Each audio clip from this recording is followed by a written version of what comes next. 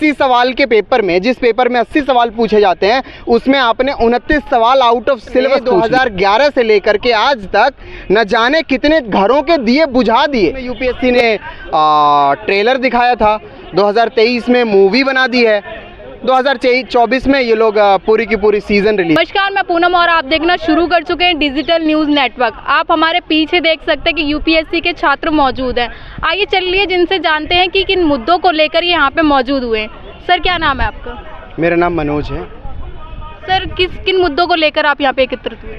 Ma'am, अगर मैं आपसे कहूँ कि मुद्दों की तो मुद्दों की झड़ी लगी हुई है, लाइन लगी हुई है मुद्दों की। पहला मुद्दा हमारा ये है कि इस साल यूपीएससी ने सीसैट में क्लियर कट सिलेबस वायलेशन किया है, तो सीसैट का कट ऑफ को डाउन किया जाए।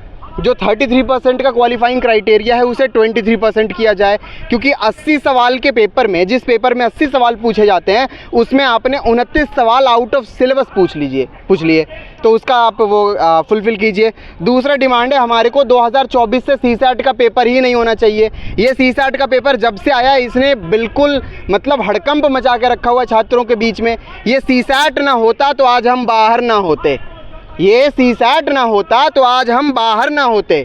इस सीसैट ने न जाने कितने घरों के दिए बुझा दिए। इस सीसैट ने 2011 से लेकर के आज तक न जाने कितने घरों के दिए बुझा दिए। तो इस सीसैट को हटाओ 2024 से, हमें नहीं चाहिए। तुम्हें एप्टीट्यूड टेस्ट करना है, एप्टीट्यूड टेस्ट करने का क्राइटेरिया बहुत कुछ हो सकता है। तुम डिसीजन मेकिंग के सवाल बना लो। सिविल सेवक ग्राउंड पे जाके डिसीजन ही तो लेगा, वो जहाँ पे जाके गणित थोड़े ना सॉल्व करेगा।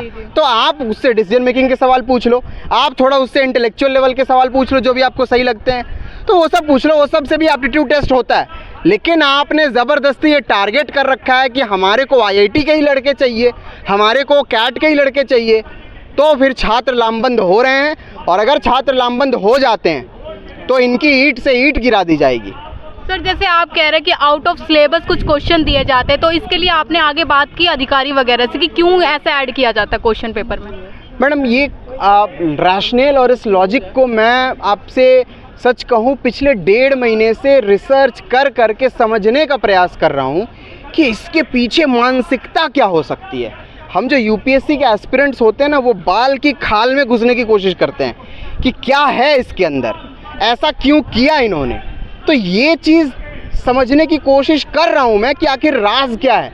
तो फ़िलहाल मैं इतना ही समझ पाया हूँ कि इनको ह्यूमैनिटीज़ बैकग्राउंड के बच्चे लेने नहीं हैं, इनको हिंदी माध्यम के बच्चे चाहिए नहीं, इनको क्षेत्रीय भाषाओं के बच्चे लेने नहीं हैं, इनको चाहिए वैसा बच्चा जो अंग्रेज़ी मीडियम का हो और DPS कॉन्वेंट टाइप के स्कूल में पढ़ा हुआ हो, माँ बाप ने बहुत ढेर सारा पैसा खर्च किया हो, मुंह खोलते ही फर्राटेदार अंग्रेज़ी बोलता हो, और फिर उसके अलावा उसे क्या आता है नहीं आता है, वो समाज से ज़्यादा कनेक्टेड है या नहीं है, समाज के रीति रिवाज जानता है नहीं जानता है, उनको इन बातों से कोई मतलब नहीं है। बढ़िया फर्राटेदार अंग्रेज़ी बोले लड़का, DPS में पढ़ा हुआ हो, गणित बहुत बढ़िया आती हो। लेकिन बाकी जो स्टूडेंट है वो कहाँ जाएंगे? जैसे आप बोल रहे हो कि इंग्लिश बोलने वाला ही चाहिए, लो हिंदी मीडियम वाले नहीं चाहिए, तो उनका क्या होगा? क्योंकि वो भी तैयारी कहीं ना कहीं कर रहे हैं यूपीएससी की।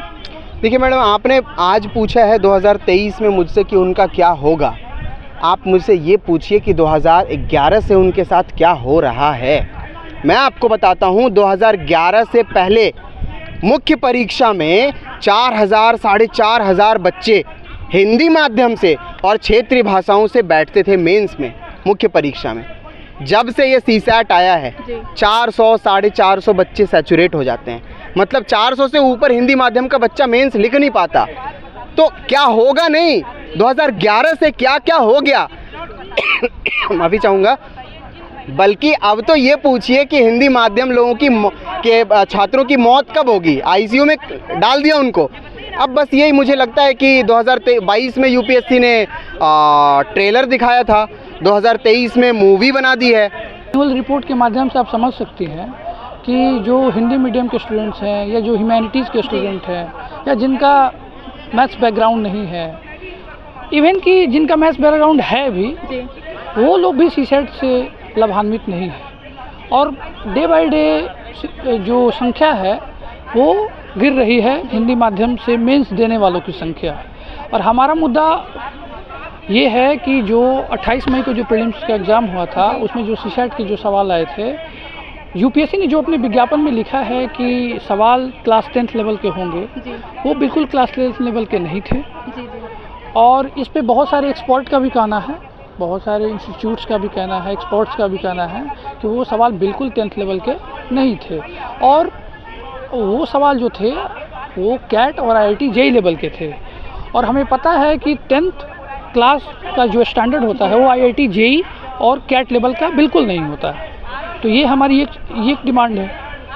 दूसरी डिमांड ये है कि वो जो सीसैट का जो क्वेश्चन जो आउट ऑफ सिलेबस पूछा गया है, वो सारे क्वेश्चंस को इक्वली नंबर दिया जाए बच्चों को, जी ताकि सारे बच्चे जो हैं जो अभी मेंस से बाहर हैं उन्हें मेंस का मौका दिया जाए। क्योंकि ऐसा है कि हम लोग जो हैं वो GS में पास हैं, GS का जो कट ऑफ है उससे ज़्यादा हमारे मार्क्स है, जी बट हमारे मार्क्स बाउंड्री पे हैं सीसैट पे, और वो हमारी गलती की वजह से नहीं है। ऐसा इसलिए मैं बोल पा रहा हूँ क्योंकि मैं ही वो विद्यार्थी हूँ जो लगातार 2-3 वर्षों से सीसैट क्लियर कर रहा हूँ। तो मैं तो बदल नहीं गया हूँ, मैं ही वो विद्यार्थी हूँ जो सीसैट क्लियर कर रहा हूँ। अभी क्या हो गया? तो कहीं ना कहीं ये प्रॉब्लम हम छात्रों से शुरू नहीं हुई, ये प्रॉब्लम उनके विज्ञापन को जो ब्रीच किया गया है उससे शुरुआत होती है। लेकिन सर कुछ लोगों ने तो यूपीएससी क्लियर कर लिया, लेकिन कुछ लोग रह गए हैं, तो उस पे क्या कहेंगे कि वो उन्होंने कैसे क्लियर कर लिया? तो यही तो मैं यूपीएससी से पूछना चाहता हूँ ना कि जो लोग पहले IAS बन चुके हैं, जो इस लेवल के सीसैट को, क्योंकि ये देखिए ये लेवल इस बार बहुत हाई लेवल था, ठीक है, और बोलते हैं ना कि पिछले बार ट्रेलर था, इस बार मूवी है, तो अब ट्रेलर में कौन पास हुआ, किसने पास हुआ, ये तो यूपीएससी ही बताएगी। दूसरी चीज़ ये है, मेरा ये कहना है कि पहले जितने भी लोग IAS बने उन्होंने जो सीसैट का पेपर लिखा उसका स्तर आप खोल के देख लीजिए और आज के पेपर का स्तर खोल के देख लीजिए, दोनों में बहुत ज़्यादा डिफरेंस है, ठीक है। तो मैं अब ये सवाल पूछना चाहता हूँ कि क्या जो लोग पहले IAS बने हैं क्या वो टैलेंटेड नहीं थे? जो इतना कठिन और इतना आउट ऑफ सिलेबस क्वेश्चन पूछ करके आप जो सिलेक्शन का पैमाना बना रहे हो, क्या आप अपने पिछली गलतियों को सुधारना चाहते हो जो आपसे गलतियां हो गई? यानी जितने भी लोग IAS बन चुके हैं पिछले सीसैट के पेपर से, वो क्या टैलेंटेड नहीं थे? क्या आपने उन्हें गलती से चुन लिया था जो आप अपनी गलती अभी सुधारना चाहते हो? यस। अगर जो आप लोगों की जो मांगे हैं, मान लो कि जो एग्ज़ाम सिलेबस में बहुत सारे ऐसे क्वेश्चन डाल दिए जाते हैं जो आउट ऑफ सिलेबस है, अगर ये सारी चीज़ें नहीं सुधरी तो क्या करेंगे आप सरकार को लेके, क्या कहेंगे उनसे? देखिए हम लोग यूपीएससी एस्पिरेंट हैं, हम लोगों ने पॉलिटिक्स वगैरह पढ़ रखा है, ठीक है, तो हम लोग संवैधानिक तरीका ही अपनाते हैं, असंवैधानिक होने का तो कोई सवाल ही नहीं होता है। हम लोग यूपीएससी को रिप्रेजेंटेशन फाइल किया, हमने RTI फाइल किया, हमारे सांसद और विधायक ने यूपीएससी को, प्रधानमंत्री को लेटर्स लिखा, लेकिन कभी कोई भी अभी सेटिस्फैक्ट्री जवाब अभी तक नहीं मिल पाया। क्यों नहीं आ पा रहा जवाब? लेटर लिखने के बावजूद वहाँ से कोई जवाब क्यों नहीं आ रहा?